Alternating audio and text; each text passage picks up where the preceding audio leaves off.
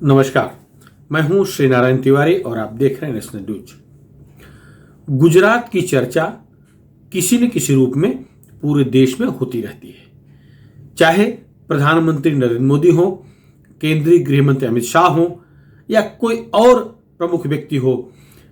यदि उनका कोई भाषण चर्चा में आता है तो उससे गुजरात का कनेक्शन जरूर जोड़ दिया जाता है। देश के विकास का मामला हो, देश की प्रगति का मामला हो, जो कुछ भी प्रधानमंत्री नरेंद्र मोदी करते हैं उसमें भले ही सीधे गुजरात का संबंध न दिखे, लेकिन विरोधी दल उसको गुजरात से जोड़ ही देते हैं। उद्योग के बढ़ावा का मुद्दा हो, उद्योग धंधों के विकास को लेकर चर्चा हो, विपक्षी सीधे अडानी अंबानी का नाम जोड़ करके सीधा इसका संबंध गुजरात से लगा देते हैं। अब उत्तर प्रदेश का चुनाव चल रहा है। उत्तर प्रदेश समेत 5 राज्यों का चुनाव हो रहा है। कुछ जगह संपन्न हो चुका है, कुछ जगह हो रहा है। इसमें गुजरात का नाम न आए ऐसा हो ही नहीं सकता। अब देखिए, उत्तर प्रदेश में तीसरे चरण के मतदान के ठीक पहले अहमदाबाद में सन 2008 में हुए सीरियल बम ब्लास्ट के आरोपियों को फांसी की सजा सुनाई गई, वह आजीवन कारावास सजा सुनाई गई। इसको लेकर के भी राजनीति शुरू हो गई है। सन 2008 में 26 जुलाई के दिन एक साथ 70 मिनट में अहमदाबाद शहर में 22 जगहों पर सीरियल ब्लास्ट हुआ था, जिसमें तत्काल 56 लोग मारे गए थे और 246 अधिक घायल हुए थे।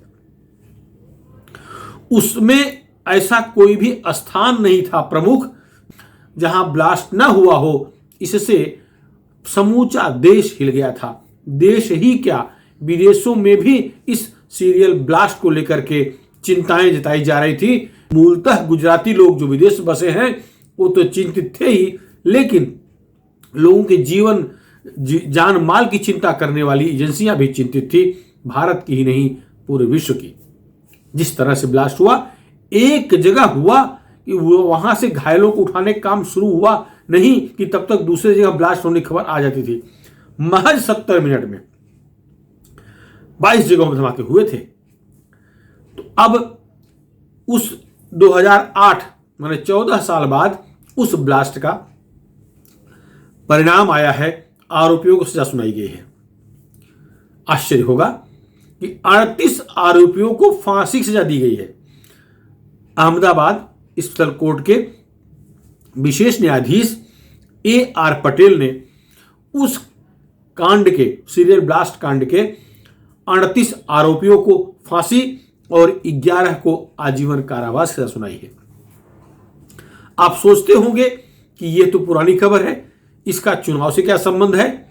तो आप जान लीजिए कि इस ब्लास्ट का संबंध जैसे देश भर में था, जिस तरह देश भर में चर्चा हुई थी, उसी तरह से चुनाव में भी फांसी की सजा सुनाए जाने को लेकर के, आजीवन कारावास सजा सुनाए जाने को लेकर के चर्चा शुरू हो गई है। इसका परिणाम विधानसभा चुनावों के परिणाम पर अवश्य पड़ेगा, अवश्य पड़ेगा। मरे थे एक संप्रदाय विशेष के लोग, आरोपी एक विशेष संप्रदाय के लोग हैं। यह बदले की कार्रवाई के तहत सीरियल ब्लास्ट कराया गया था।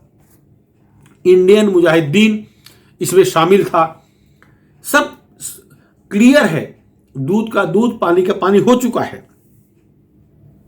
2002 में जो गोधरा में हत्याकांड हुआ था, गोधरा नरसंहार हुआ था, चाहे वो कार सेवकों की हत्या कार बोगी जलाकर की गई हो, चाहे उसके बाद जो रिएक्शन हुआ वो हत्याकांड हो, इसका संबंध उससे जुड़ा था जो सीरियल ब्लास्ट हुए थे। इंडियन मुजाहिदीन के सूत्रों का दावा था कि उन लोगों ने बदला लिया जो गुजरात में नरसंहार हुआ, गोधरा में नरसंहार हुआ था। यह पुराना मुद्दा है, लेकिन चुनाव के ठीक मौके, तीसरी चरण के चुनाव मतदान के ठीक पहले जो फांसी सजा, आजीवन कारावास सजा हुई है, इससे पोलराइजेशन कराने का पूरा पूरा मौका उन राजनीतिक दलों को मिल गया है जो हिंदू मुसलमान करते रहते हैं। ओवैसी की पार्टी, समाजवादी पार्टी, कांग्रेस, बसपा, ये सब अपने मतदाताओं को लुभाने के लिए प्रत्यक्ष अप्रत्यक्ष रूप से गोधरा फैसले को अनुचित बताने की कोशिश कर रहे हैं। ठीक इसके विपरीत भारतीय जनता पार्टी के लोग यह बताने का प्रयास कर रहे हैं किस तरह से न्याय देवता ने न्याय दिया। सच है, मरने वाले एक विशिष्ट वर्ग के, एक विशिष्ट संप्रदाय के थे। मारने वाले, जिन पर मारने का आरोप है, जिनको फांसी हुई है, आजीवन कारावास हुआ है, वो दूसरे विशिष्ट संप्रदाय के हैं। जिन दोनों संप्रदायों का मुद्दा चर्चा में है, वो दोनों संप्रदाय के लोग उत्तर प्रदेश में बड़े पैमाने पर हैं। चुनाव में इसका असर दिखेगा। अब आप सोचते होंगे कि कैसे पोलराइज होगा, मामला गुजरात का है। तो गुजरात का मामला नहीं है, यह सीधा मामला हिंदू मुस्लिम का हो चुका है। उत्तर प्रदेश में समाजवादी पार्टी या ओवैसी की पार्टी मुसलमानों को पोलराइज करने का पूरा प्रयास करती है। उनका पूरा दारोमदार मुस्लिम वोटों पर ही है। चाहे ओवैसी हो, चाहे अखिलेश यादव हो, इनका कोई भी भाषण बिना हिंदुओं की बुराई किए, बिना मुसलमानों की बड़ाई किए, उनकी खामियां गिनाए, उनकी अच्छाइयां गिनाए, इनका भाषण पूरा ही नहीं होता। सब लगे हुए हैं पोलराइजेशन कराने के। यह भी पोलराइजेशन के काम आता दिख रहा है। चर्चा शुरू हो गई है कि गुजरात में 38 लोगों को फांसी पर लटका दिया जाएगा। यह इतना आसान नहीं है कि जिस तरह से 7 मार्च को अंतिम 7वें चरण का जो मतदान होगा उससे पहले इनको फांसी हो जाएगी, ऐसा नहीं है। अभी अहमदाबाद स्थल कोर्ट ने फैसला दिया है, मामला हाई कोर्ट जाएगा, इसके बाद मामला सुप्रीम कोर्ट जाएगा, इसके बाद राष्ट्रपति के लिए विचाराधीन मुद्दा बनेगा। राष्ट्रपति से याचना की जाएगी कि फांसी को माफ कर दें। राष्ट्रपति को अधिकार होता है, तो चाहे तो फांसी सजा को कम कर सकते हैं अथवा माफ कर सकते हैं। लंबा खींचेगा। 2022 विधानसभा चुनाव में यह फैसला कुछ न कुछ गुल खिलाएगा। पोलराइजेशन होगा तो दोनों दल को फायदा होगा, सपा को भी होगा और भाजपा को भी होगा। निश्चित रूप से आप नोट करके रख लें, 2024 के लोकसभा चुनाव से पहले इन सभी आरोपियों के भाग्य का फैसला हो चुका रहेगा। राष्ट्रपति तक मामला पहुंच के उस पर अंतिम निर्णय लग चुका रहेगा। बहुत कुछ संभव है चुनाव से पहले इन 38 लोगों को लटका दिया जाए, फांसी पर झुला दिया जाए। फिर यह चर्चा लोकसभा चुनाव में भी उस समय शुरू होगा और बड़े पैमाने पर होगा। 38 लोगों को लटकाया जाएगा, जो एक इतिहास बनेगा, एक बहुत बड़ा एक नजीर तैयार होगा कि जो देश के खिलाफ काम करेंगे, आतंकवादी गतिविधियों शामिल होंगे, उन्हें इस तरह से फांसी पर लटका दिया जाएगा। हो सकता है इस ऐतिहासिक बनाने का प्रयास भी किया जाए, 38 फांसी दे करके एक नजीर पेश करने का काम किया जाए, यह भी संभव है। जैसे भी होगा, सब कुछ न्यायालय पर है। राष्ट्रपति के उनके दया याचिका दायर जब होगी तो उनके दया पर है, लेकिन फांसी जितने लोगों की होगी वो एक नजीर बनाने के लिए कुछ विशेष प्रयोग जरूर किया जाएगा।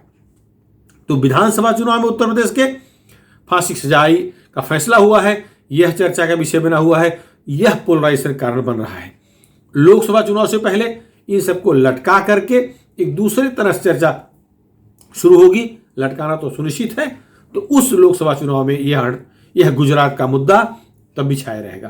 तो गुजरात किसी न किसी रूप में हर जगह चर्चा केंद्र बना रहता है। उद्योग हो, सड़क हो, यातायात हो, परिवहन हो, जो कुछ मुद्दा हो, उसका कनेक्टिविटी गुजरात से जुड़ ही जाती है। प्रधानमंत्री भले उत्तर प्रदेश के सांसद हैं, गुजरात मूल के हैं, तो उनका संबंध गुजरात से जोड़ दिया जाता है। केंद्रीय गृह मंत्री अमित शाह भले ही पूरे देश के गृह मंत्री हो, उनका कनेक्शन गुजरात से जोड़ देती है विपक्ष पार्टियां। तो यह मुद्दा भी पूरे देश में कनेक्ट हो चुका है। गुजरात पूरे देश में चर्चा का केंद्र बना हुआ है। 38 जन को एक साथ फांसी सजा सुनाने का यह अपने आप में अनोखा फैसला है।